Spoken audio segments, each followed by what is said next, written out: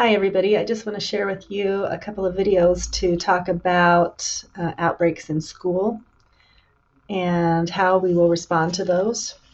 The first link I want to share with you is how to navigate the coronavirus.utah.gov to get to the outbreak information quickly and easily. If you just go to that coronavirus.utah.gov, scroll down to the education button. From here you can download the school manual, but I recommend you click the Learn More tab. It takes you to a nice page that's organized in a way that you can click on these links to find information that you need.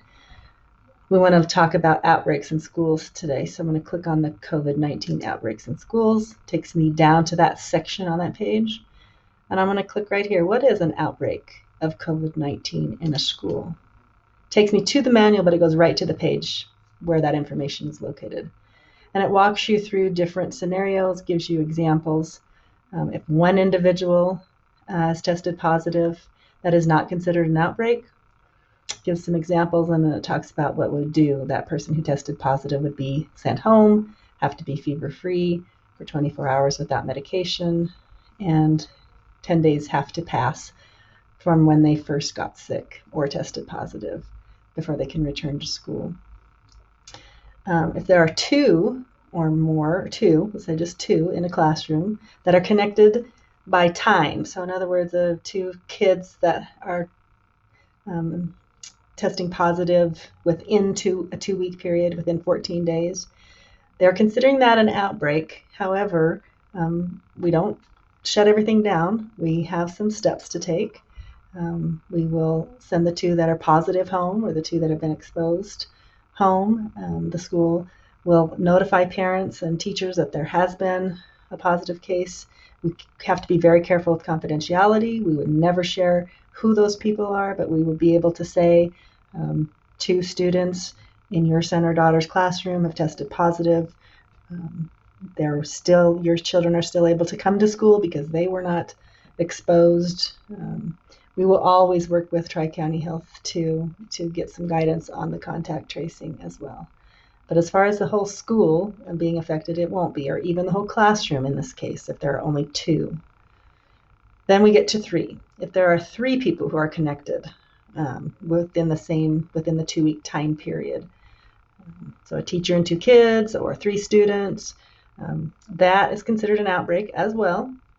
And in this case, you'll notice over here, no one in the whole class can go to school for 14 days from the last date of the exposure, because we are anticipating if there are 3, there may be more, so we need to isolate, keep kids home. They can continue to participate online.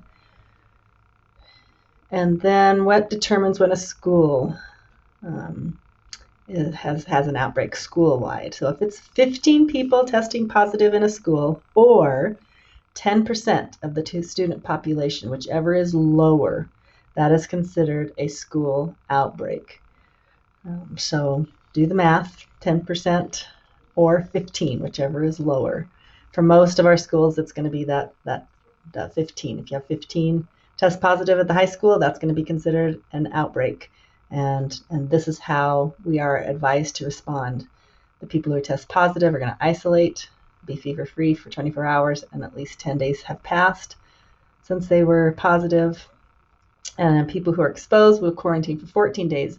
You might think, well, why do the positive only have to quarantine for 10 and everybody else for 14? It's because it takes that 14 days for the virus, the incubation period. So somebody could be exposed and it just isn't going to show up for 14 days.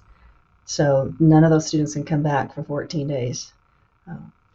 And then a school district and outbreak. We're going to work really closely with Tri-County Health. If we get to 1, 2, or even 3 schools that we're shutting down because of the 15 people or 10%, then we will be maybe considering a whole school district closure. And again, we'll work with Tri-County Health on that.